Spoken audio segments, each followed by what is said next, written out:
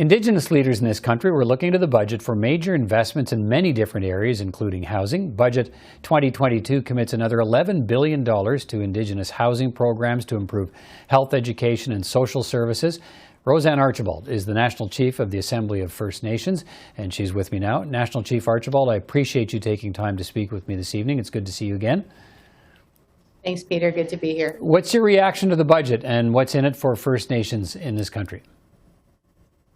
Well, I wanted to, first of all, say that, there's always a certain amount of rhetoric around budgets in Canada when it comes to First Nations. And for me, I really wanted to change the narrative and talk about what's really missing in this budget.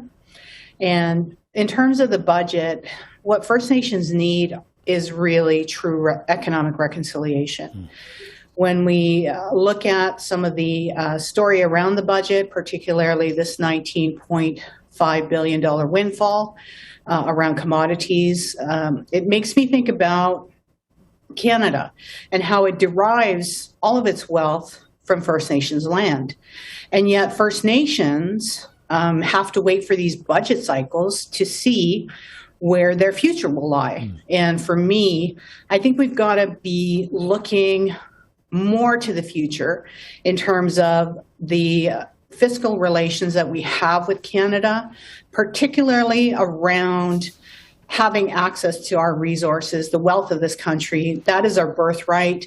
And certainly we're not seeing that in these budgets. We're seeing small amounts. And, the story is always, oh, it's a good investment, but it's not quite enough. And I think that narrative keeps going because we're not getting to where we really need to go in this country, which is true economic reconciliation, right, the rebuilding of First Nation economies, and significant relationship kinds of building around economies and the development of agreements that will lead to First Nations having access to their own wealth, building their own wealth, and certainly investing in their own communities, because that's what First Nations do, right, when they acquire wealth. There is in the budget a chapter called, or a section called Partnering with Indigenous Peoples and Natural Resource Projects, money set aside to ensure meaningful opportunities for Indigenous participation as well as greater certainty for investors at the early stages of resource projects. Is that what you're talking about, or is that, maybe not enough, or early stages, or how do you view that in the budget? Well, you're talking about, again, a program that really is not creating those kinds of relationships between the federal government and First Nations around sharing in the wealth of this country.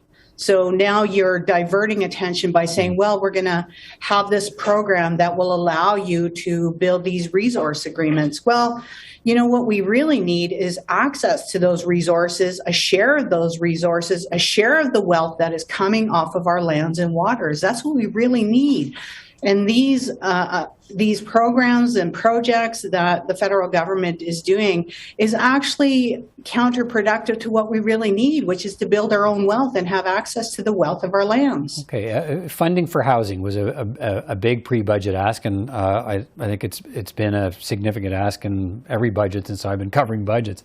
That housing is in a crisis state now in many of the 634 First Nations across the country. It's been described as a $60 billion challenge to deal with the current needs and future population growth over the next 20 years, to deal with new housing needs and repairs and the backlog. So what difference do you think the funding in this budget will actually make? Well, I was just on the phone with Minister Mark Miller just a few minutes ago talking about what these investments mean. So First Nations identified the need, for example, for $6 billion to really catch up to the housing needs. And I believe that when you look at the bottom line of this budget, it's something like 2 point something that will go to First Nations, right, on reserve. But again, my point is that why do we have to look to these kinds of programs and projects when, if we're building our own wealth, then we can build our own houses? When are we going to get there, Peter? That's where we need to get. All right. Time is short tonight, but we'll end our conversation there. RoseAnne Archibald, National Chief of the Assembly of First Nations, thanks so much for your time tonight, and hope we talk again soon. All right. Thanks, Peter. Take care.